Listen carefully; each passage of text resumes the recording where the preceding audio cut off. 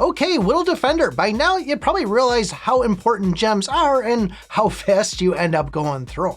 So today we're just going to go over all the best places to get these. Make sure you're going in every single day doing this to make sure you're not missing any of them. And we even got a couple other places outside the game that you can get these. Now the first place is going to be the Hero Gallery and the Monster Gallery. Every time you go and unlock a new hero or go up against a new mob, you can come over these things and go and click on the one that you just found. And it's not going to be anything huge, but they do add up over time, and clearly this is a good reason to try to hunt down all those mobs while making sure you're also unlocking all the heroes. Another way is going to be playing the chapters or doing the quick raids. Not that it's going to drop gems there, but we're going to be getting experience from doing so. Experience is going to cause you to level up, and every time you do level up, you're going to get a small amount of gems for doing so. Now, playing the chapter 3 times versus using that same amount of energy in the quick raid, the chapter will give more experience. So faster way to level up that way, just keep that in the back of your mind. And clearly make sure you're keeping an eye on those events on the left side of the screen. Not everything is going to give gems, but right now there is the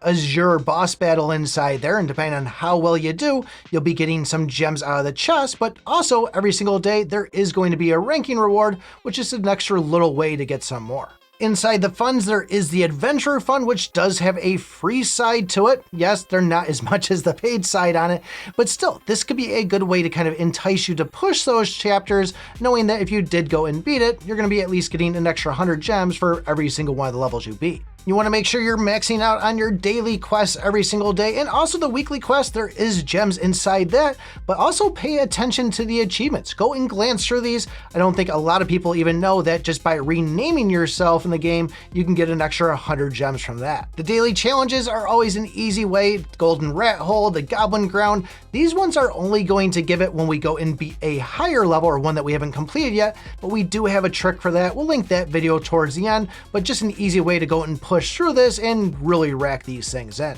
The Boar Hunt, this is one you really want to make sure you're hitting that 400 mark on it. So if you are playing at the highest difficulty, thinking that that's going to be better for you, you might want to drop that difficulty down one, because that final chest will also give gems for you too. The boss challenge is really one you want to focus on what their weakness is and go in with a fighter of that, say, element, because going in number 1, advancing further, doing a higher damage will give gems out of these chests. Not to mention the leaderboards on that too. If you sit high, you get some pretty nice things. And of course, the Abyss Crusade, one more spot to get them from. Just make sure when going in here, you're getting a good mix of mob control and boss control so you can really push those levels. But the pack shop is going to be the other spot in the game. Coming over here every day, every week, every month, clicking on these things 3 times is a very quick, easy way to get some of these. But I did mention some areas of getting these gems outside the game. First one being the gift codes. There is a lot of these things that'll pop up. They are limited on time for the most part, so you really want to keep your eyes out for them, whether if that's on YouTube, the Discord, or even a place like Facebook. But another place that usually pops up for these things is going to be on the Discord itself, not for those gift codes, but there's usually events that'll show up inside these things, whether they're going to be trivia events, they're going to be artwork, banners. There's usually a ton of different things we'll see in all the Habby games, and this is a nice, easy way to go and get them because not a lot of people really participate all the time. If you are one where you're going to be considering playing this game for a while, even though it is going to cost money, I'd highly recommend getting that lifetime privilege card. That's going to be 1,000 gems every single day.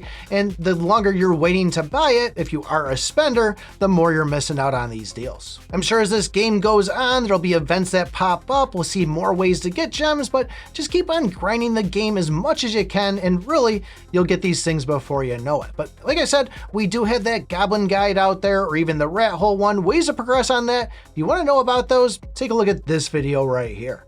Thanks for watching, and remember, I pick my butt.